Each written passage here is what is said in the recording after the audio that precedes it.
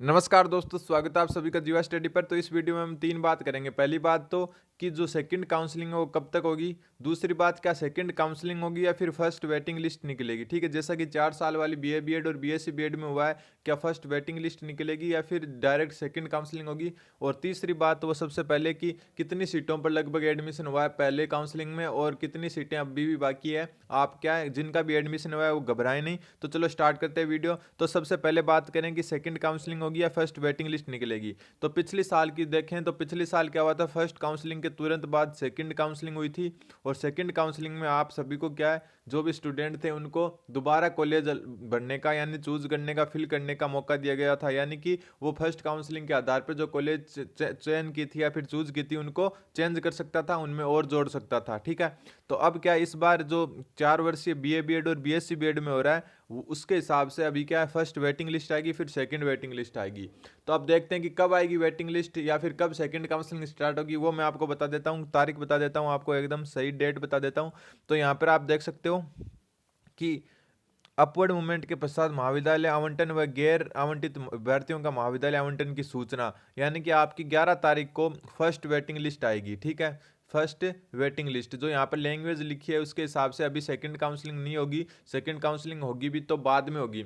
अभी क्या है, फर्स्ट वेटिंग लिस्ट आएगी। यानी कि आपको जो भी महाविद्यालय आपने पहले चूज किए हैं और जिनका एडमिशन पहली लिस्ट में नहीं हुआ उनके लिए फर्स्ट वेटिंग लिस्ट आएगी, जिसमें आपको क्या है, महाविद्यालय आवंटित कर दिया जाएगा। ठीक है, तो आप देख सकते हो कि अपवर्ड मूवमेंट के पश्चात महाविद्यालय आवंटन व गैर आवंटित यानी जिन्हें महाविद्यालय या कॉलेज नहीं मिली है उनकी सूचना आपको 11 तारीख को मिलेगी। ठीक है, अब आपका रिजल्ट कब आएगा वो मैं आपको बता देता हूँ।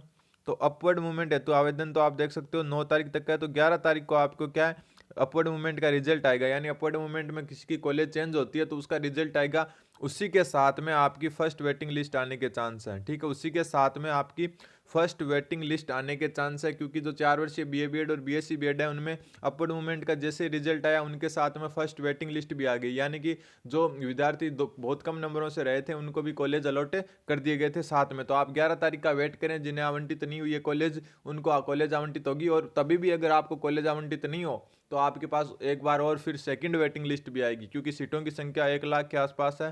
तो आप निश्फिक्र रहिए, एकदम बेफिक्र रहिए। अब दूसरी बात कि लगभग 60 से 65% क्या है, अभी कॉलेजों की जो सीटें फिल हुई है। ठीक है, अभी भी आधी सीटों से थोड़ी सी ज़्यादा सीटें क्या है फिल हुई है, बहुत सीटें क्या है अभी बाकी हैं। और कई स्टूडेंट क्या होंगे इनमें से भी एडमिशन नहीं लेंगे। ठीक है, कई का दूर आया है तो वो एडमिशन नहीं लेंगे, कोई किसी और रीजन से एडमिशन नहीं लेगा, तो इनमें से भी और खाली होगी। ठीक है, तो लास्ट तक वेट कीजिए। अगर आपके नंबर 300 पार हैं आर्ट्स में तो आपको कोई नहीं रोक सकता।